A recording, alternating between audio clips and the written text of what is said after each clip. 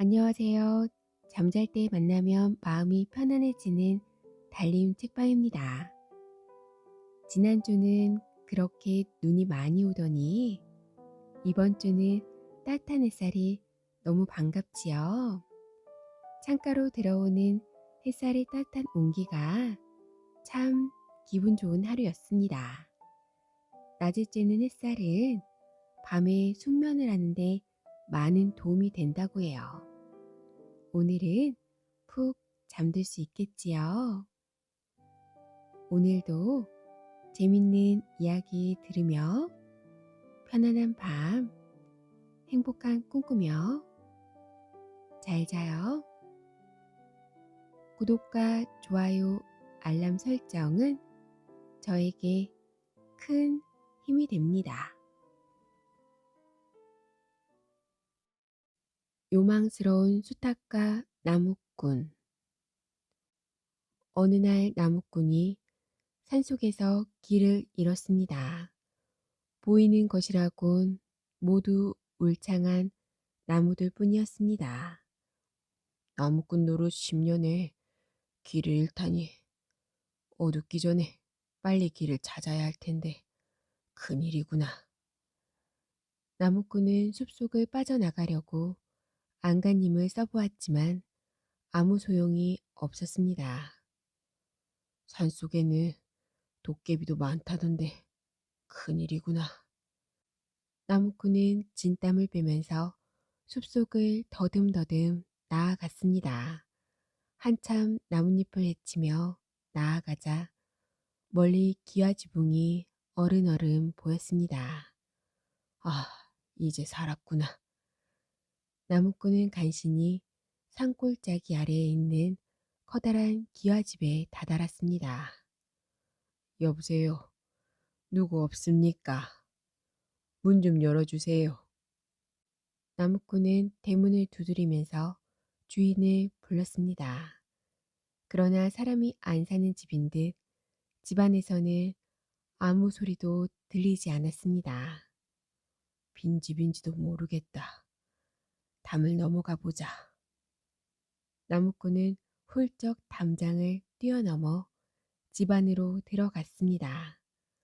넓은 앞마당은 쥐 죽은 듯 고요했습니다. 나뭇가지를 흔들고 지나가는 바람 소리만 기분 나쁘게 들려올 뿐이었습니다. 잘못 들어온 것은 아닐까. 어쩐지 소름이 오싹 돋는구나. 나무꾼은 무서움에 몸을 움츠렸습니다. 후원 쪽으로 돌아가니 여자의 가느다란 울음소리가 바람결에 실려 어렴풋이 들려왔습니다. 아이고, 아이고. 나무꾼은 울음소리가 들려오는 쪽으로 조심스럽게 다가갔습니다. 여보시오, 누구 없어요. 나무꾼이 부르는 소리에 울음소리가 뚝 그치더니 방문이 스르르 열렸습니다. 하얀 치마 저고리를 입은 어여쁜 처녀가 눈물을 닦으면서 마루로 나오고 있었습니다. 아가씨, 나무꾼인데 그만 길을 잃었습니다. 하룻밤만 자고 가게 해주세요. 나무꾼은 고개를 숙이면서 공손히 말했습니다. 안 됩니다. 저희 집에 계시면 무슨 일을 당할지 모릅니다. 무슨 일을 당할지 모른다니. 그게 무슨 얘기입니까? 처녀는 나무꾼의 얼굴을 물끄러미 쳐다보다가 무서운 이야기를 들려주었습니다. 저희 아버님은 산삼장수로 돈을 제법 벌었습니다. 조용한 산을 좋아하셔서 산속에 집을 짓고 온 가족이 오순도순 살았습니다. 그런데 열흘 전부터 이상한 일이 자꾸 생기기 시작했습니다. 밤만 되면 집안 식구들이 하나둘씩 없어지는 것이었습니다. 이제는 저밖에 안 남았습니다. 오늘 밤에는 마지막으로 제 차례랍니다. 처녀는 눈물을 주르르 흘리면서 슬픈 목소리로 말했습니다. 집안 사람들을 잡아가는 것이 무엇입니까? 산적입니까? 아니면 도깨비입니까? 글쎄, 잘 모르겠습니다. 모두들 잠들어 있는 동안에 감쪽같이 일어나는 일이라서 아침에 눈을 떠보면 마당 한가운데는 입었던 옷이 벗겨져 있고 핏자국만 남아 있습니다. 처녀의 말을 들은 나무꾼은 간이 콩알만해졌습니다. 나무꾼님, 이왕 저희 집에 오셨으니 식사나 하고 가시지요. 처녀는 나무꾼을 방으로 안내했습니다. 방 안에는 꽃을 수놓은 병풍이 펼쳐져 있고 비단 이불이 깔려 있었습니다. 어이구, 내가 백여우한테 홀렸나 보구나. 바로 저 처녀가 괴물이구나. 신방같이 꾸며진 방 안을 보니 나무꾼은 자꾸만 이상한 생각이 들었습니다. 나무꾼님, 조금만 기다리세요. 저녁을 준비해 오겠습니다. 처녀는 찬바람을 일으키면서 밖으로 나갔습니다. 옳지, 지금이 달아날 때로구나. 나무꾼은 허리춤에 차고 있던 낫으로 벽을 뚫고 간신히 밖으로 나왔습니다. 나무꾼은 사방을 두리번거리다가 대나무 숲속에 있는 나뭇가지에 올라가 숨었습니다. 앞마당에서 갑자기 닭 울음소리가 들렸습니다. 나무꾼은 마당 쪽으로 눈길을 돌렸습니다. 그런데 그곳에서는 아주 이상한 일이 벌어지고 있었습니다. 하얀 옷을 입은 처녀가 황소만한 수탉으로 변하더니 다시 잘생긴 총각으로 변하는 것이었습니다. 아, 별 희한한 일도 다 있구나. 저 녀석이 도대체 무슨 짓을 하려는 것일까? 나무꾼은 가슴을 두근거리면서 열심히 쳐다보고 있었습니다. 나무꾼 녀석이 오늘 밤 일을 방해하러 왔구나. 이놈을 붙잡아서 당장 요절을 내야지. 하얀 두루마기에 빨간 감투를 쓴 총각은 집안 이곳저곳을 샅샅이 뒤졌습니다. 한참을 뒤져도 찾지 못하자 마당 한가운데 서서 초승달을 쳐다보면서 한숨을 쉬었습니다. 오늘 밤은 아무래도 안 되겠다. 내일 밤에 금실 아가씨와 결혼을 해야겠다. 총각은 목을 길게 빼고 3번 울더니 처마 끝에 매달린 동우리 속으로 들어가 버렸습니다. 나무꾼은 날이 밝기를 기다렸습니다. 처마 끝 동우리 속에서 새벽 첫 닭이 울었습니다. 캄캄한 어둠이 걷히고 파란 아침 하늘이 밝아왔습니다. 사람 살려, 사람 살려. 나무꾼이 끌려갔던 방에서 난데없는 비명소리가 들려왔습니다. 날이 밝았으니 이제 아무 걱정 없겠지. 나무꾼은 방 안으로 들어갔습니다. 비명소리는 병풍 뒤에서 들려왔습니다.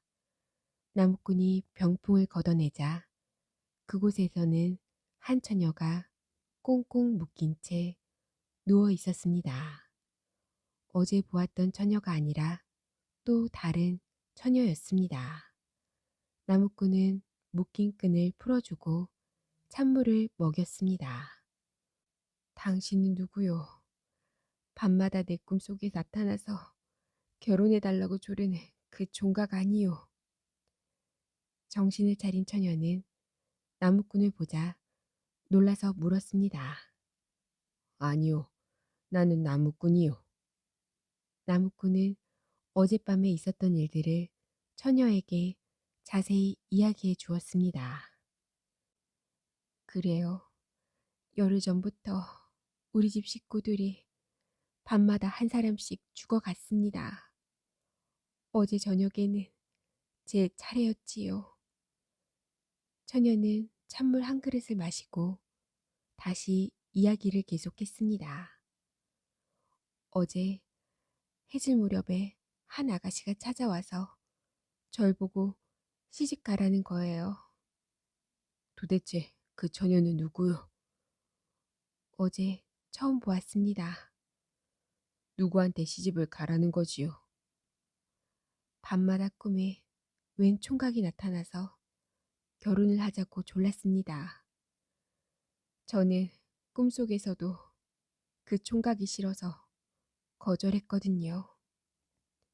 처녀의 말을 들은 나무꾼은 짚이는 것이 있었습니다. 옳거니 처녀가 되었다, 총각이 되었다, 유물을 떠는 것이 바로 닭이로구나. 나무꾼은 혼자 고개를 끄덕였습니다. 그런데 누가 아가씨를 꽁꽁 묶어서 병풍 뒤에다 숨겨놓았지요? 바로 어제 저녁에 나무꾼님이 보았던 그 처녀예요. 총각과 결혼을 하라고 저에게 말을 하는데 밖에서 대문 두드리는 소리가 났거든요. 그러자 갑자기 덤벼들어서 저를 명주수건으로 묶었습니다. 이야기를 하는 동안 둥근 해가 솟았습니다. 둥우리 속에서 커다란 수탉 한 마리가 날개를 치면서 나왔습니다. 처녀는 모이 그릇을 들고 밖으로 나왔습니다. 우리 집 식구라고는 이제 저 수탉하고 저뿐이랍니다. 저 닭은 10년 동안 키운 닭이에요. 강아지처럼 말을 잘 듣습니다. 이렇게 말하며 처녀는 닭을 껴안아 주었습니다. 에이, 요망스러운 수탉아. 나무꾼은 커다란 수탉을 빼앗아서 들고 있던 낫으로 모가지를 잘랐습니다. 아가씨, 바로 이놈의 수탉이 유물입니다. 이놈이 요망을 피우는 것을 어젯밤 내 눈으로 똑똑히 보았습니다. 나무꾼은 닭의 배를 갈라보았습니다. 그러자 처녀의 어머니와 언니들이 끼었던 금반지, 은반지들이 쏟아져 나왔습니다. 나무꾼과 처녀는 마을로 내려와 결혼을 하고 행복하게 살았답니다. 나무꾼의 이야기를 들은 마을 사람들은 그 이후부터 닭을 3년 이상 기르지 않는답니다. 수동이와 구렁이. 옛날에 산삼을 캐러 다니는 수동이라는 신만이가 있었습니다. 산삼은 깊고 험한 산속에 많아서 혼자 캐러 다니기가 어려웠습니다. 한번 집을 떠나면 몇 날 며칠을 산속에서 지내며 산삼을 찾아 헤매야만 했으니까요. 때론 호랑이나 멧돼지의 공격을 받기도 했고 도적대의 습격을 받기도 했습니다. 그래서 수동이는 친구인 갑동이, 을동이와 함께 다녔습니다. 이번에도 수동이는 두 친구와 함께 집을 떠났습니다. 산속을 이리저리 헤매다 깎아지른 듯한 낭떠러지 바위 위까지 오게 되었습니다. 앞으로는 낮은 봉우리들이 쭉 펼쳐져 있고 낭떠러지 밑에는 크고 작은 바위들이 삐쭉삐쭉 솟아 있었습니다. 바위를 기어 올라오느라 힘들었던 세 사람은 좋은 경치도 구경할 겸 바위 위에 앉아 잠시 쉬어가기로 했습니다. 시원한 바람이 땀을 씻어주고 마음까지 상쾌하게 해주었습니다. 수동이는 눈앞에 펼쳐진 아름다움에 흠뻑 빠져 있다가 문득 절벽 아래를 내려다 보았습니다. 꽃과 나무들이 앙상한 뿌리를 드러낸 채 듬성듬성 절벽 위에 붙어 있었습니다. 그런데 그 중간쯤 조금 파인 곳에 풀이 옹기종기 모여 있는 것이 보였습니다. 언뜻 보기에도 산삼 같았습니다. 여보게들, 저 아래 좀 봐. 저거 혹시 산삼 아닌가? 수동이가 갑작스럽게 소리를 지르자 두 친구는 동시에 절벽 아래를 내려다 보았습니다. 낭떠러지 중간쯤에 수북이 돋아있는 풀은 틀림없는 산삼이었습니다. 신봤다, 신봤다. 세 친구는 약속이라도 한 듯 일제히 소리쳤습니다. 와, 대단하군. 저것만 모두 캘 수 있다면 우린 큰 부자가 될 거야. 그런데 저렇게 가파른 절벽을 무슨 재주로 내려가 산삼을 캔단 말이냐? 그러게 하늘을 나는 새들도 못 가겠는걸. 그러나 많은 산삼을 본 새 신만이는 욕심이 생겨 발길을 돌리지 못하였습니다. 그때 수동이가 무릎을 탁 치며 소리쳤습니다. 옳지, 좋은 수가 있어.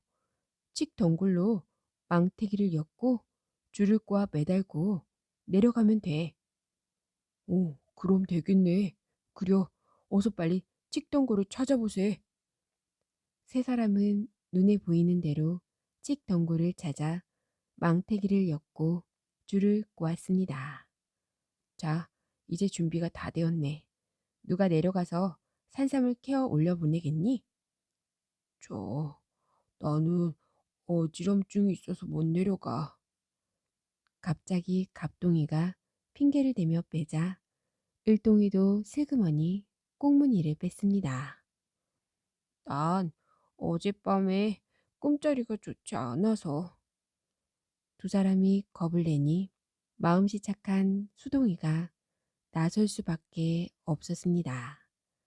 수동이가 망태기에 타자 두 친구는 천천히 줄을 아래로 내려주었습니다. 낭떠러지 중간쯤 내려온 수동이는 눈이 휘둥그레졌습니다. 낭떠러지 바위 틈이 온통 산삼으로 뒤덮여 있었거든요. 수동이는 바위 틈에 두 발을 꼭 디디고 한쪽 손으로 바위 틈에 돋아난 나무 뿌리를 꽉 잡은 다음 또 한쪽 손으로는 산삼을 캐기 시작하였습니다. 곧 망태기 가득 산삼이 쌓였습니다. 여보게들, 어서 망태기를 끌어올리게. 수동이가 소리치면서 줄을 흔들자 갑동이와 을동이는 망태기를 끌어올렸습니다. 두 친구는 산삼을 쏟은 다음 망태기를 다시 밑으로 내려보냈습니다. 그러면 수동이는 빈 망태기에 다시 산삼을 가득해어 올려보냈습니다. 이렇게 몇 번을 왔다 갔다 하자 굵은 산삼은 이제 거의 다 캐게 되었습니다. 어이, 이번이 마지막 산삼일세. 수동이는 마지막 산삼을 올려보낸 후 빈 망태기가 내려오기를 기다렸습니다. 그러나 수북이 쌓인 산삼을 본 두 친구는 욕심이 생겼습니다. 을동이, 이 산삼을 우리 둘이 나누어 가지면 어떻겠나? 그럼 수동이는 어떻게 하고? 어허, 셋이 나누는 것보다 둘이 나누면 더 많이 가질 수 있지 않은가? 자넨 10만이 노릇 집어치우고 한양 가서 한번 떵떵거리며 살고 싶지 않은가? 평소에 욕심이 많던 을동이도 고개를 끄덕였습니다. 두 사람은 망태기를 내던지고는 산삼을 나누어 가지고 산을 내려가 버렸습니다. 망태기가 내려오기만을 기다리던 수동이는 아무런 소식이 없자 이상한 생각이 들었습니다.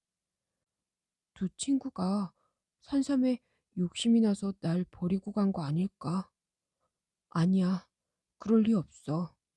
아마 칡동굴 줄이 끊어져서 새로 꼬고 있을 거야.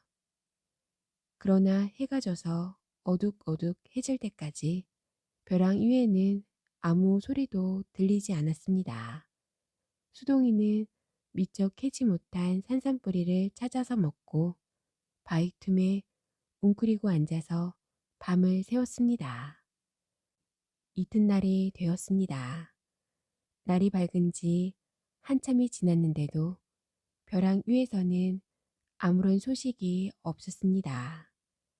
아무리 갑둥이 을둥이를 소리쳐 불러도 메아리가 되어 다시 되돌아올 뿐이었습니다. 두 친구는 산삼을 많이 가지고 싶은 마음에 달아나 버린 게 틀림없었습니다. 절벽 중간의 바위 틈은 겨우 한두 사람이 설 정도의 좁은 곳이었습니다. 더 이상 위로 올라갈 수도 아래로 내려갈 수도 없었습니다.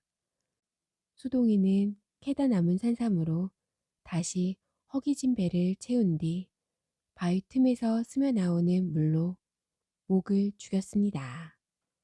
바위 틈에 갇힌 지 사흘이 지나자 이젠 케어 먹을 산삼도 남지 않았습니다. 아, 이젠 꼼짝없이 굶어 죽는구나. 산골짜기를 내려다보며 수동이는 크게 한숨을 쉬었습니다. 두 친구를 믿은 자신이 원망스러울 뿐이었습니다. 바로 그때였습니다. 아, 구렁이다. 엄청나게 큰 구렁이 한 마리가 벼랑 밑에서 슬금슬금 기어 올라오고 있었습니다. 수동이를 한 입에 물어 삼키고도 남을 만큼 큰 구렁이가 수동이를 향해 다가오고 있었습니다. 바위 틈에서 굶어 죽을 줄 알았더니 이제는 구렁이 밥이 되게 생겼구나. 수동이는 이렇게 한탄하며 두 눈을 꼭 감아버렸습니다. 그런데 스르륵 스르륵 구렁이가 기어가는 소리가 들리는가 싶더니 그 소리가 점점 작아지는 것이었습니다. 눈을 떠보니 구렁이는 수동이 옆을 스쳐 지나 벼랑 위로 올라가고 있었습니다. 휴, 이제는 살았다. 수동이는 안도의 한숨을 내쉬었습니다. 그런데 이게 웬일일까요? 벼랑 위로 올라간 구렁이는 갑자기 꼬리를 수동이 머리 위로 축 늘어뜨리는 것이었습니다. 수동이는 기겁을 하고 주저앉아 가만히 위를 올려다 보았습니다. 그러자 구렁이는 꼬리를 내려서 수동이의 몸을 가볍게 툭툭 쳤습니다. 나보고 자기 꼬리를 잡으라고 하는 신호인가? 굶어 죽으나 구렁이에게 먹히나 마찬가지지 뭐. 혹시 모르니 한번 붙잡아 보기라도 하자. 수동이는 슬그머니 구렁이 꼬리를 잡았습니다. 구렁이가 스르륵 스르륵 소리를 내며 앞으로 기어가자 수동이의 몸은 금세 벼랑 위에 닿았습니다.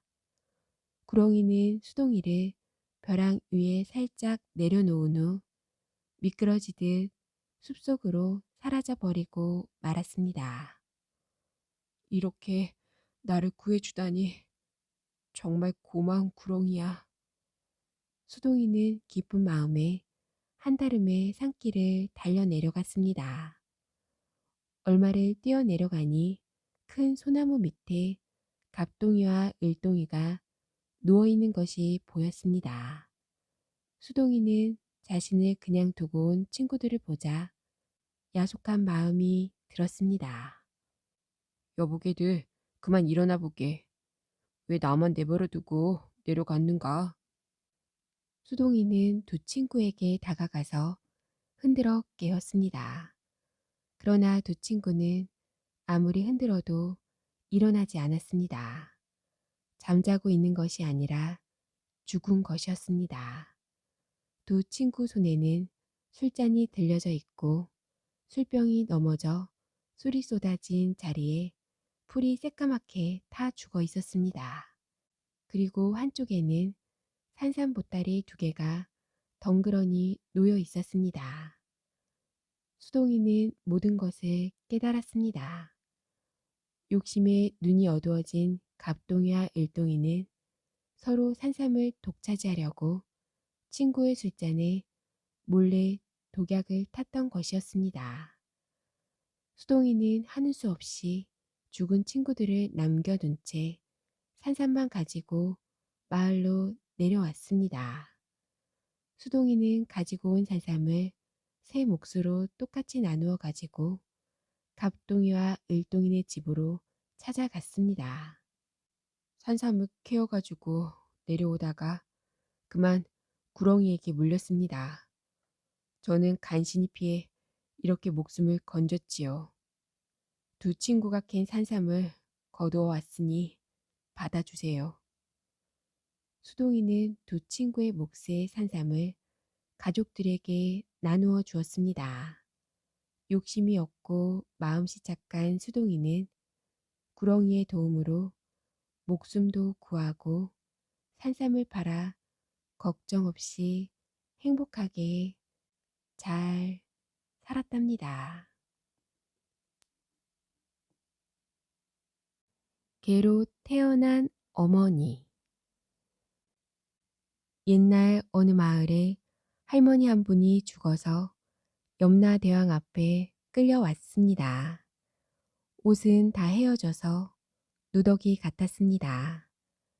빗질은 하지 않아서 머리카락이 헝클어져 있었습니다. 아주 보기 흉했답니다.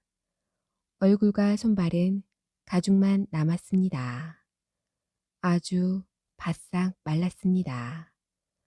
겉모습을 보니 고생만 하다가 염라대왕 앞에 온 모양입니다.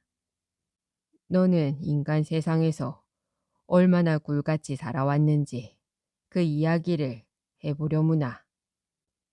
염라대왕은 짓궂게 물었습니다.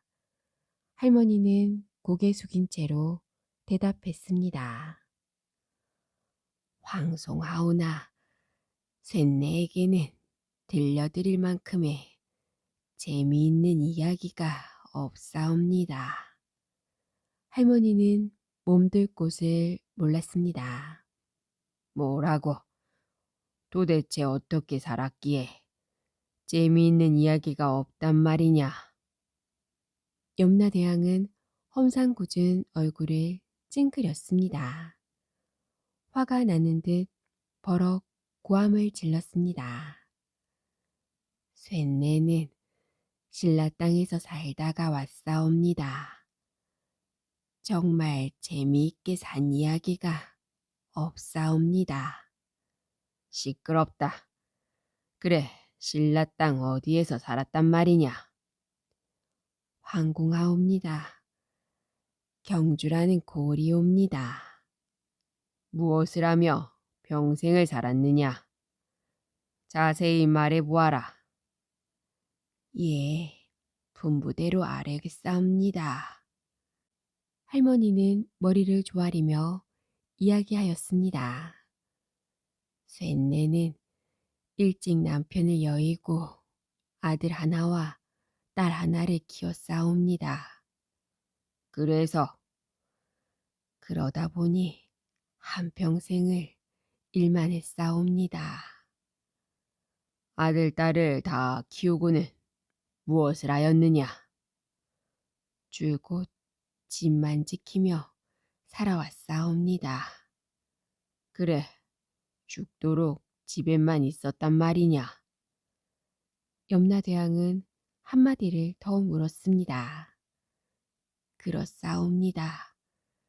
늙어서도 집만 지키고 있었으니 쇳내는 방 귀신이나 다름없사옵니다.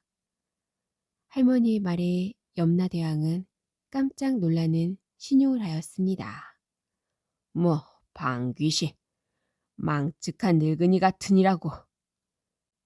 염라대왕은 저승을 다스리는 왕이었지만 귀신을 제일 싫어했습니다.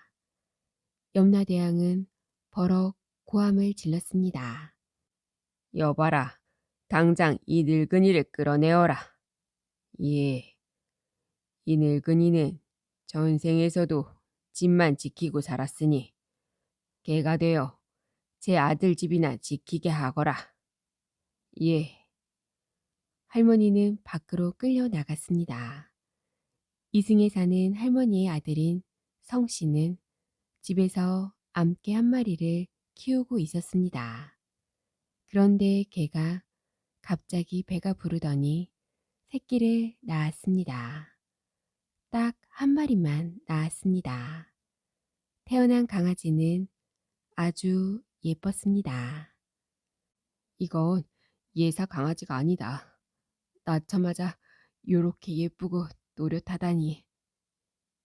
성씨내외는 이렇게 말하며 강아지를 쓰다듬어 주었습니다. 강아지는 사랑을 받으며 잘 자랐습니다.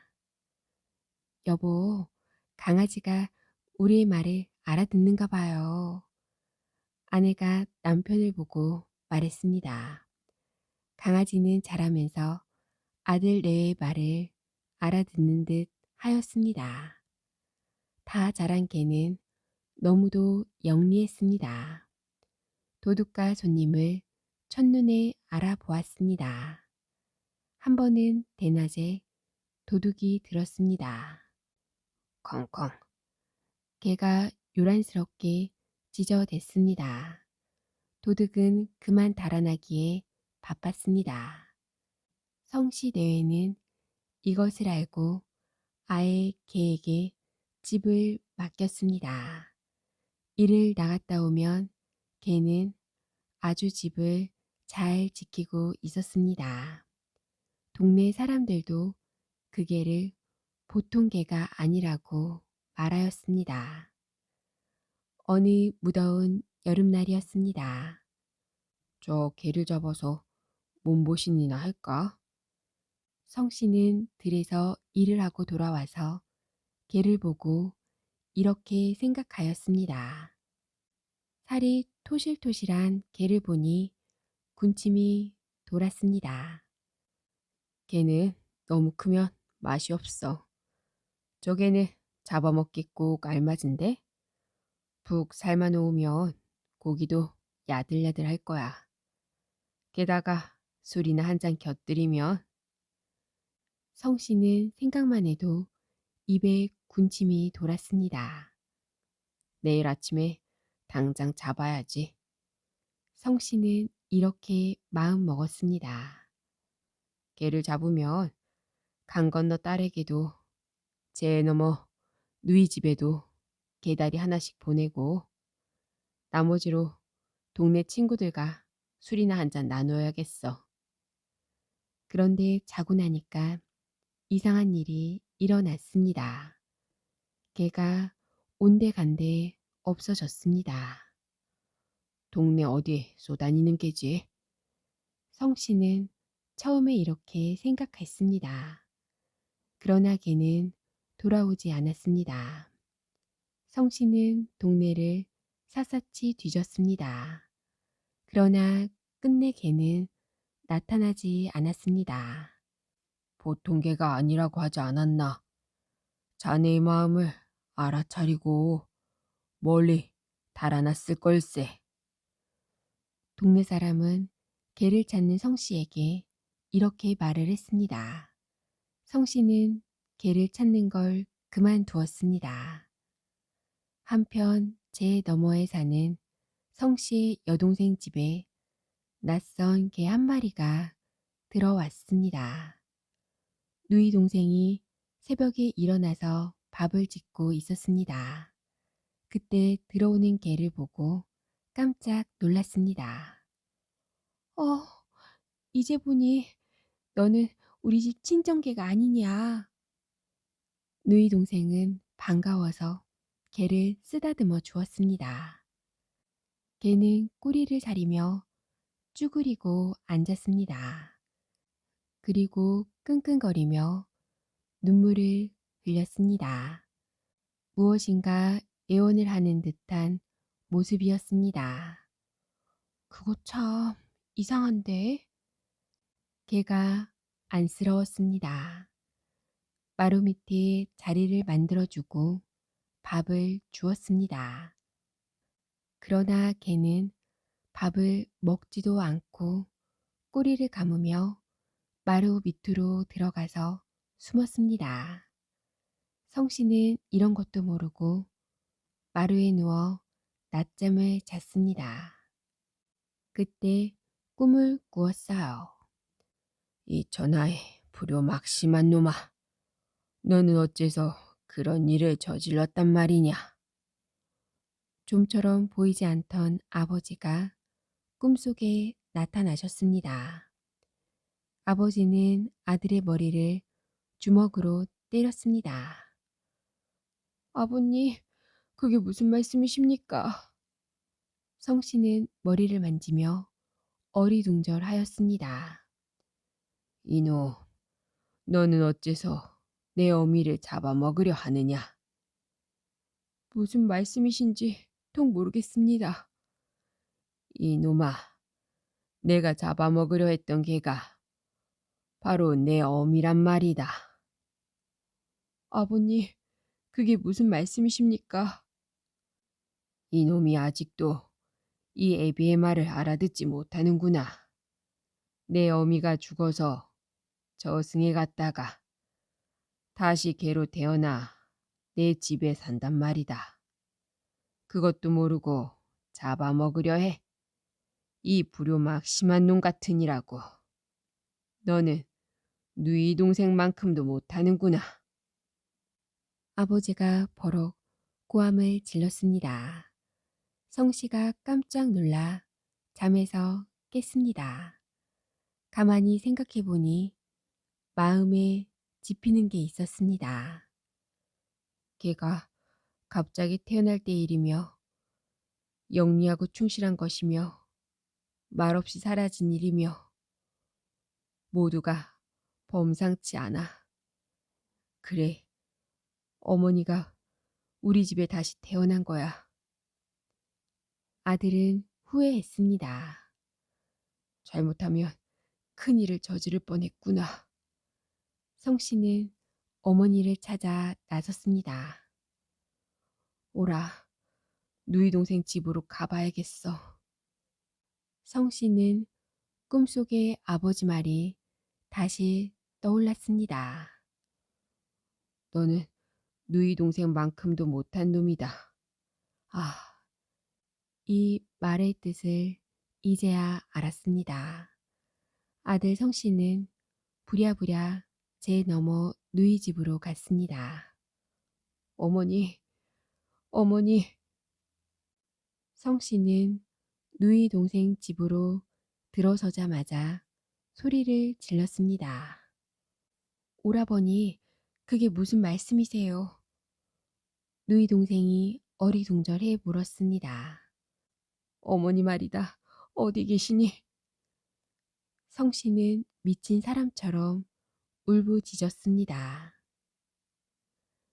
이리저리 찾아다니다가 마루 밑에 개를 발견했습니다. 어머니, 여기 계셨군요. 제가 잘못했습니다. 죽을 죄를 지었습니다. 성씨는 눈물을 흘리며 말했습니다. 마루 밑에 있던 개도 기어나와 눈물을 흘리며 꼬리를 흔들었습니다. 어머니, 저희 집으로 갑시다. 성씨는 이렇게 말했습니다. 누이 동생은 그제야 오라버니가 왜 저러는지 알아차렸습니다. 성씨는 개가 된 어머니를 안고 집으로 돌아왔습니다. 어머니, 전생에 못다 바친 효성을 이제부터라도 다하겠습니다. 성씨는 개를 정말로 극진히 모셨습니다. 경치 좋은 곳을 얻고 다니면서 구경을 시켜드렸습니다. 아들 성씨와 개가 구경을 다 하고 집으로 돌아오는 길이었습니다. 어머니, 이곳에서 쉬다 가십시다. 성씨는 개가 된 어머니를 내려놓고 쉬었습니다. 그러다가 그만 잠이 들었습니다. 잠에서 깬 성씨는 깜짝 놀랐습니다.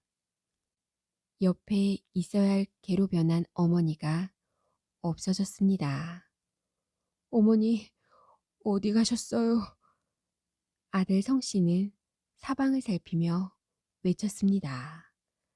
그러다가 바로 옆에 구덩이를 발견했습니다.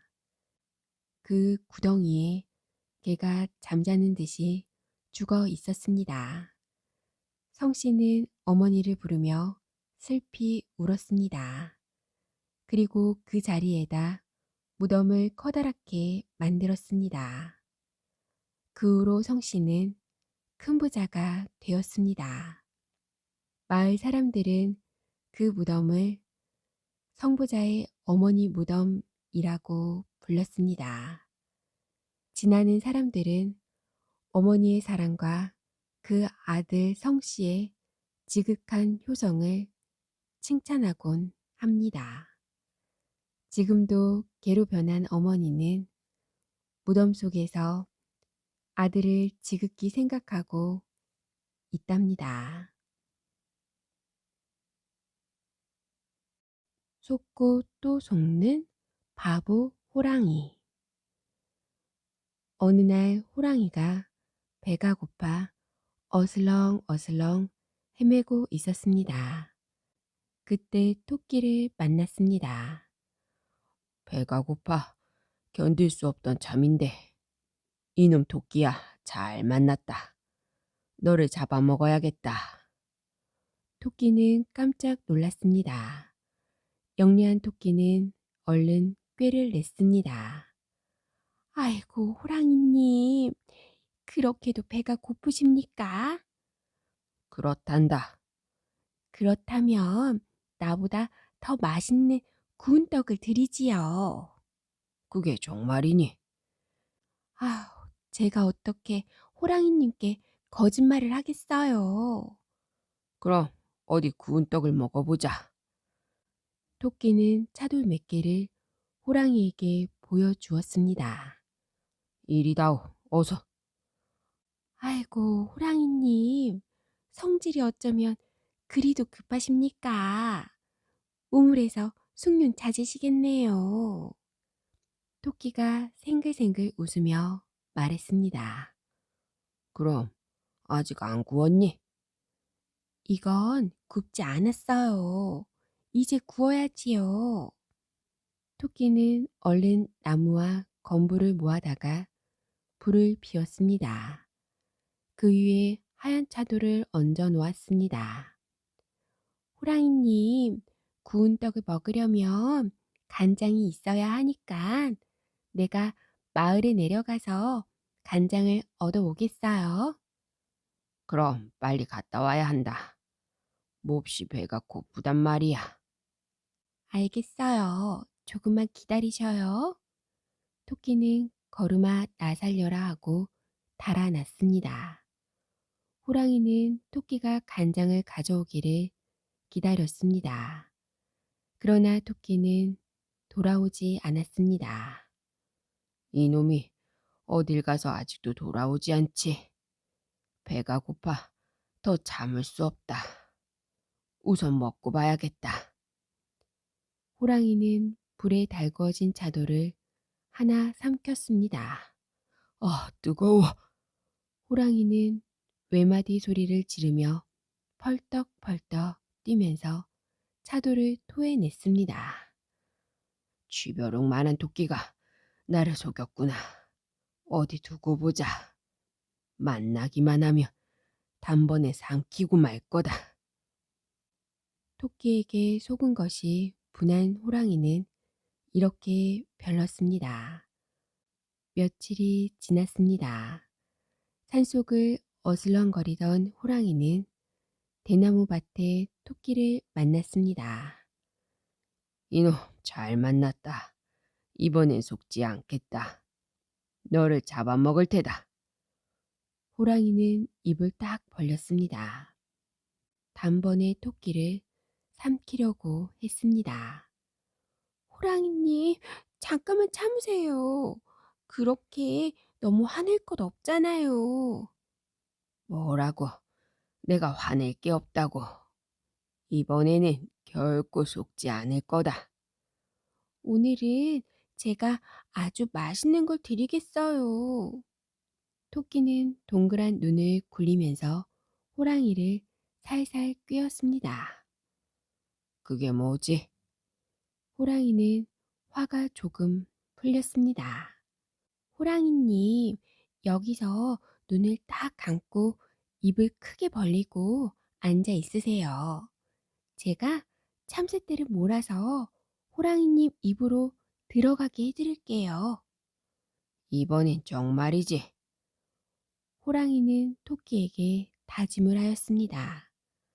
이번엔 정말입니다.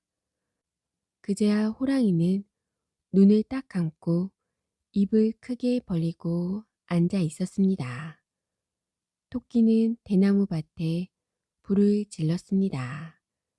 그러자 참새떼가 몰려오는 소리가 들렸습니다. 대나무가 불에 타는 소리가 참새떼가 날아오르는 소리로 들렸던 것입니다. 그러나 참새떼는 호랑이의 입으로 들어오지 않았습니다. 그 대신 호랑이의 엉덩이가 뜨거웠습니다. 호랑이는 눈을 뜨고 사방을 돌아다 보았습니다. 토끼는 간 곳이 없고 대나무 밭은 온통 불바다였습니다. 어이구, 큰일 났구나. 빨리 달아나야겠다. 호랑이는 하마터면 온몸이 불에 탈 뻔하였습니다. 또 속았구나. 호랑이는 분을 참지 못하여 이를 부드득 갈았습니다. 정말 가만두지 않겠다. 호랑이는 화가 머리 끝까지 치밀어 올랐습니다. 아주 추운 어느 날이었습니다. 호랑이님, 안녕하세요. 호랑이는 토끼를 냇가에서 만났습니다.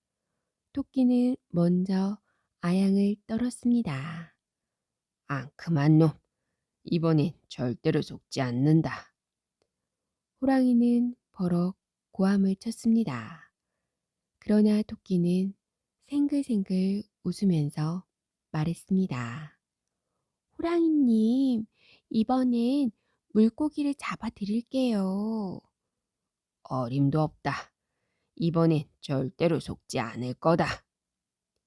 이번엔 꼬리로 물고기를 잡아 먹을 수 있어요. 뭐, 꼬리로 물고기를 잡는다고.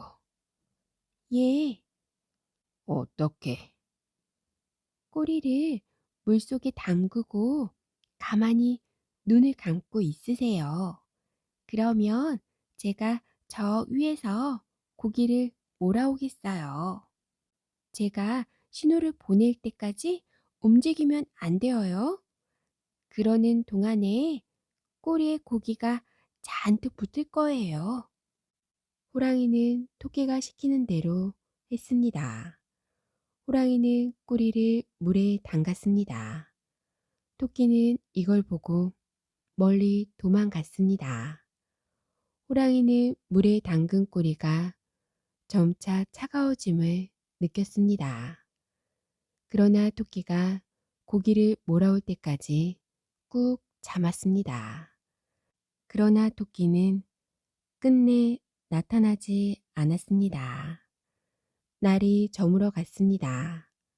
날씨는 더욱 추워졌습니다. 호랑이는 몸을 움직여 보았습니다. 몸이 잘 움직여지지 않았습니다. 몸이 몹시 무거웠습니다. 고기가 조금 붙은 모양이지. 호랑이는 은근히 기뻤습니다. 꼬리가 얼어붙은 줄은 몰랐답니다. 고기가 많이 달라붙도록 더 참고 견뎠습니다. 시간이 한참 지났습니다. 이제는 잡아당겨야겠고. 호랑이는 온 힘을 다해 꼬리를 당겼습니다. 이게 웬일일까? 고기가 너무 많이 달라붙은 게로구나. 호랑이 꼬리는 조금도 움직이지 않았습니다. 호랑이는 다시 꼬리를 당겼습니다. 그래도 호랑이 꼬리는 꼼짝도 하지 않았습니다. 호랑이 꼬리가 물속에서 그만 얼어붙은 것입니다. 호랑이는 사방을 살폈습니다.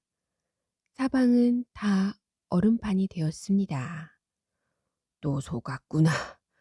그 앙큼한 놈을 어디 가서 찾는담.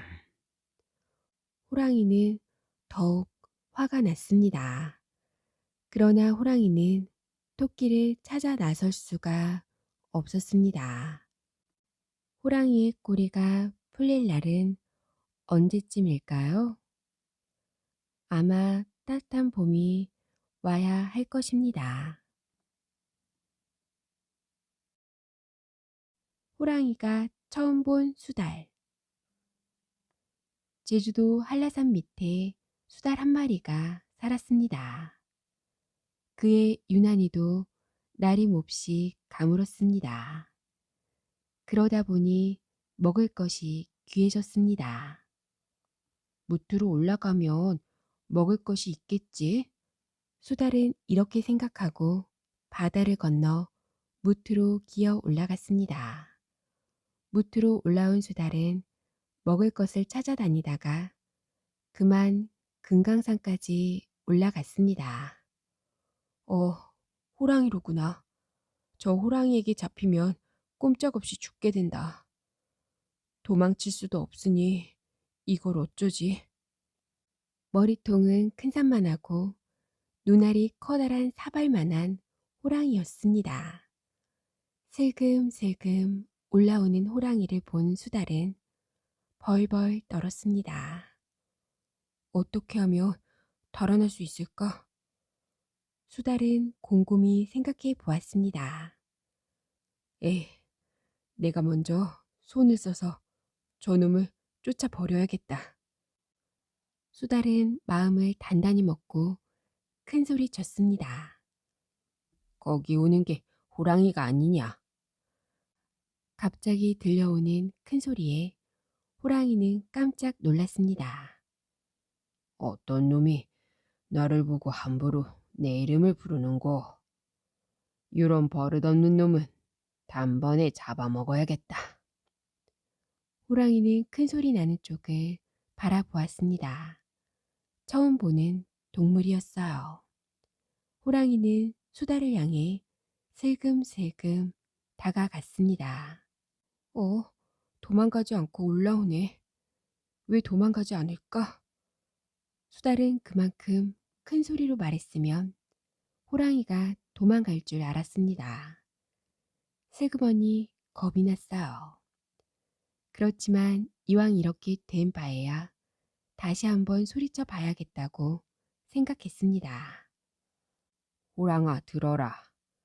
나는 백두산의 산신령으로 하나님의 명을 받아 세상에 호랑이란 호랑이는 다 잡아 없애려고 왔다. 내가 이 금강산에 와 있은지 여러 달이 되어도 호랑이란 호랑이는 한 마리도 눈에 띄지 않아서 다른 데로 갈까 하던 중이다. 그런데 마침내 너를 보게 되었구나. 아주 반갑다. 어서 이리 와서 목숨을 바쳐라. 수달은 산이 쩌렁쩌렁 울리게 소리를 쳤습니다. 호랑이는 이 소리를 듣고 가만히 생각하였습니다.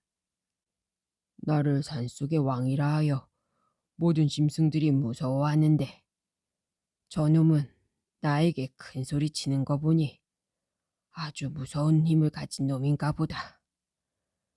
잘못 덤볐다가는 저놈을 잡아먹기는커녕 오히려 잡혀먹힐지도 모르겠다. 에라, 달아나자. 호랑이는 그만 달아나기 시작했습니다. 호랑이 아저씨, 왜 이리 급하게 뛰어갑니까? 토끼가 물었습니다. 저기 산꼭대기에 백두산 산신령이 내려와서 날 보고 목숨을 바치라고 해서 도망가는 길이란다. 토끼는 산꼭대기에 올라가서 수달을 발견하고는 내려와 호랑이에게 말했습니다. 호랑이 아저씨, 속았어요. 그건 제주도 한라산 밑에 살던 보잘것없는 수달이란 놈이에요. 다시 올라가 잡으세요. 호랑이는 토끼의 말을 고지 듣지 않았습니다. 내 말을 못 믿겠거든. 나랑 같이 갑시다. 꼬리를 서로 비끄러 매고 같이 가봐요. 토끼는 제 꼬리를 호랑이 꼬리에 감아 매었어요. 토끼가 앞장서서 수달이 있는 곳으로 올라오고 있었습니다. 겨우 꾀를 써서 쫓은 호랑이를 이렇게 끌고 올라와? 내 이놈, 어디 혼 좀 나보아라. 수달은 이렇게 중얼거리면서 소리쳤습니다. 오, 토끼야, 너 참 기특하구나. 내 할아비가 남경 사신으로 갈 적에 호랑이 가죽 30석장을 바칠 것을 32장만 갖다 바치고 가더니 너는 산호랑이를 바쳐서 재우려 하는구나. 어서 빨리 올라와 산채로 바치렸다. 수달은 힘을 주어 소리쳤습니다. 토끼 요놈이 날 속였고 오물오물하다간 꼼짝없이 죽게 되었구나. 호랑이는 후다닥 뛰어 달려가기 시작하였습니다. 토끼는 호랑이 꼬리에 매달려 질질 끌려갔습니다. 토끼는 이렇게 끌려가다 바위에 부딪혔어요. 그만 입이 세 갈래로 찢어졌습니다.